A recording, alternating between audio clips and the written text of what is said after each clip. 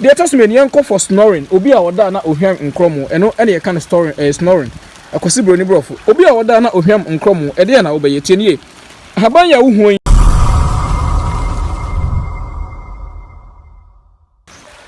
Good evening, abusan for me cheche mu yade ba heal yourself so. So aba bomodi na share, na subscribe ma unuan so enya so emfa so.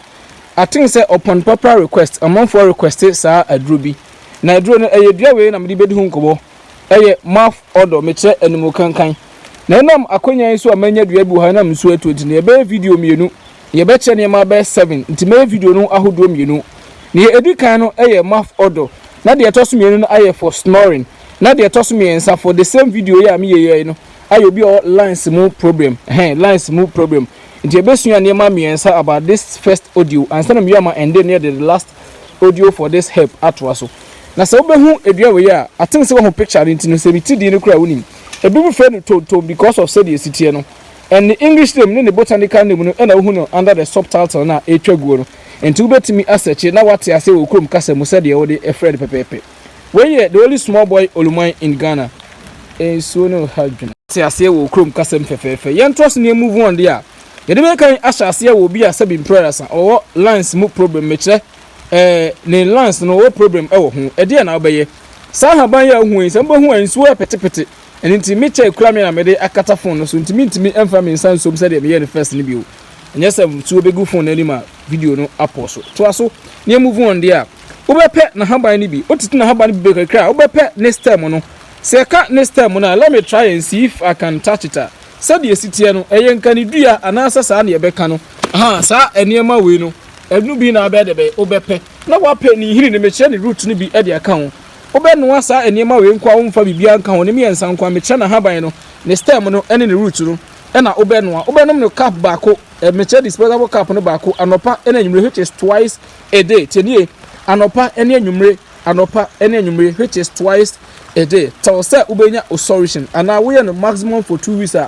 Na wa poso na wako hospital bia in case of a multi detective problem na na ko check baby ewo the attachment yanko for snoring obi a woda na ohwam nkromo eno ene ye kan snoring akwasi broni brofo obi a woda na ohwam nkromo ede na obeye tienie haban ya uhuon a medical bond dis fel tontom na ne botanical name no so etwaguo no se de bia betima sechi atiase okum kasemo no obi a woda na ohwam nkromo batiti haban we bi bebre kakra tienie wotete ababo modin ya posa se de ya de tinunum aye posa no wo posa obechim emunsuo no nyina de agu atere so tienie obechim emunsuo no edebe de agu atere so na wo de aso onipa kron anase se wankasa so na wasa problem na wo de aso na tienie wo de beso ohuni bonkum mu kane na wo de aso ohuni nu famu de etoso mienu and 3 days bia na obeso se wo ya de we ya nyakopo ebe wadom ansa na 1 month enuru no na wo nya wo fa ahudie obi a oda na edebe ohwam enkromo obetimi atuwe hu anamo short one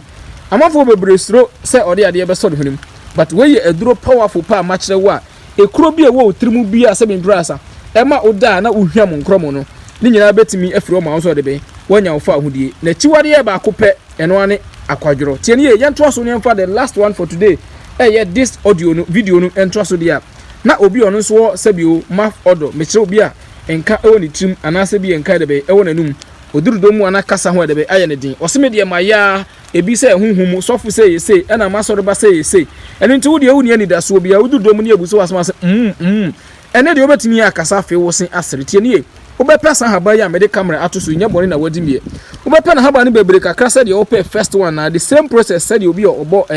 oda ohwam nkromo na obeposa de bebre kakra na wachim ni nsuo no omfa ordinary water emfro ono ankasa ne original nsuo na wunya na de begu atere so na wo de aso ohuni mu obeso ohuni bonkum ne kane na waso ohuni nufa no so the same day na na obeso ohuni nu mienu nyina wo so obetuma so anopa anase bia anwumre ba se ne so anopa na ye de good menhwe ye na betampa nipa oposa ade no wadi moko ade na nkasa natural ne ya pa mo amusuro nso no ade no ya nti nipa no wadi moko a ebetimi ade be aha wiye wo de so twice mechira ohuni nufa and ohuni bonkum ne ohuni nufa ne wi a 3 days and abesa repeat the next eso nti 3 days bia no obeso ohuni bonkum no aso ohuni nufa 3 days bia abeso ohuni bonkum na waso ohuni nufa obi a sabin prayers owo animu kankan ana animu sent Mouth Odour